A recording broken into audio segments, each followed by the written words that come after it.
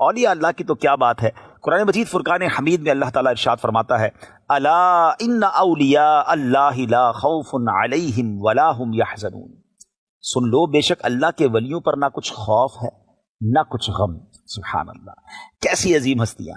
سبحان اللہ. ایک حدیث پاک میں آتا ہے کہ نبی پاک علیہ الصلوۃ والسلام فرماتے ہیں کہ اللہ عز و جل نے ارشاد فرمایا کوئی بندہ میرے فرائض کی ادائیگی سے بڑھ کے کسی اور چیز سے میرا تقرب حاصل نہیں کر سکتا.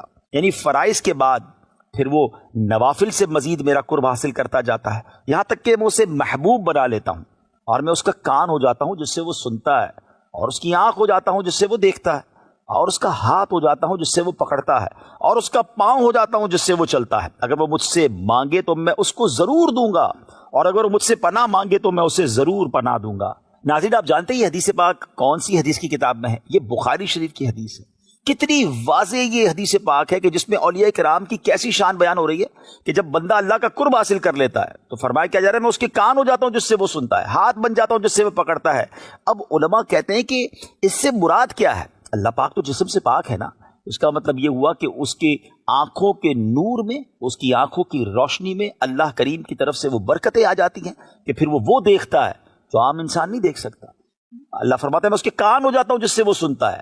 تو اس کا مطلب یہ ہوا کہ رب کریم کی طرف سے رحمتوں برکتوں کا نزول ان کی سماعت پر ایسا ہوتا ہے کہ وہ سن لیتے ہیں جو عام انسان نہیں سن سکتا، یہ وہ پکڑ لیتے ہیں، یہ وہ کر لیتے ہیں جو عام انسان نہیں کر سکتا. پھر دیکھیں اس حدیث کا اگلا جز کیا ہے کہ وہ مجھ سے مانگے تو میں اس کو ضرور دوں گا.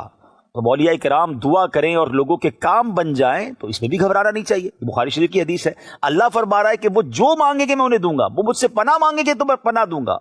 اس سے اندازہ ہو جانا چاہیے کہ اولیاء کرام کی شان کتنی بڑی ہے. جب بھی کرامات اولیاء سنیں، اولیاء کرام کا فیضان سنیں تو کنفیوز نہیں ہونا چاہیے. یہ قرآن و حدیث سے ثابت ہے کہ اللہ اپنے پیاروں کو نوازتا ہے. ایک اور خوبصورت بات سنیے، امام فخر الدین رازی رحمۃ اللہ تعالی علیہ تفسیر کبیر قرآن پاک کی بڑی کمال کی تفسیر ہے، اس میں لکھتے ہیں بے شک اللہ عز و جل کے اولیاء مرتے نہیں ہیں بلکہ ایک گھر سے دوسرے گھر میں منتقل ہو جاتے ہیں.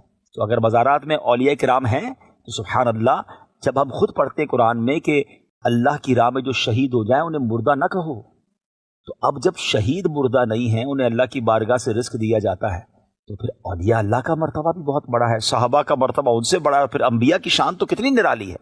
تو انشاءاللہ جب